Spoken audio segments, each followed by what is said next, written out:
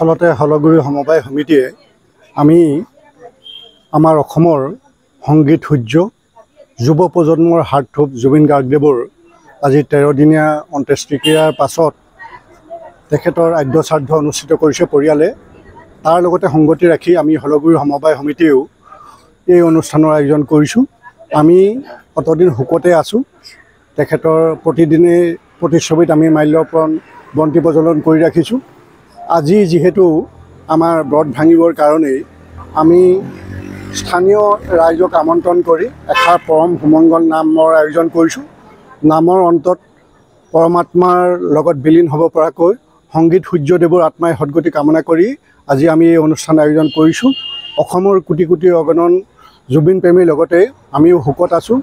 আজিৰ পৰাই আমি এই কাৰ্যসূচীৰ জৰিয়তে তেখেতৰ আত্মাৰ সদ্গতি কামনা কৰাৰ লগতে তেখেতৰ যি বিচাৰ প্ৰক্ৰিয়া চলি আছে সেই বিচাৰ প্ৰক্ৰিয়াই যাতে ন্যায় পায়, তেখেতৰ আত্মাই যাতে ন্যায় পায় তাৰ কামনা কৰি আজি আমি এই অনুষ্ঠানৰ আয়োজন। এই কাৰ্যসূচীৰ যোগেদি আজি আমি গাঁৱৰ মহিলাসকলক নিমন্ত্ৰণ জনাই দিহা নামেৰে আমি তেওঁৰ সকলোখিনি ক্ৰিয়াকৰ্ম আজিয়ে শেষ হ'ল বুলি আমি আমাৰ ফালৰ পৰা আমি ধৰিম। আৰু আমি জুবিন গাৰ্গদেৱক এইকাৰণেই স্মৰণ কৰি ৰাখিব বিচাৰিছোঁ যে তেওঁৰ সৃষ্টিৰাজি আমাৰ ভৱিষ্যত বংশধৰ উত্তৰ 100 বছৰ 200 বছৰলৈকে হয়তো তেওঁৰ নিচিনা কোনো মানুহ নোলাব।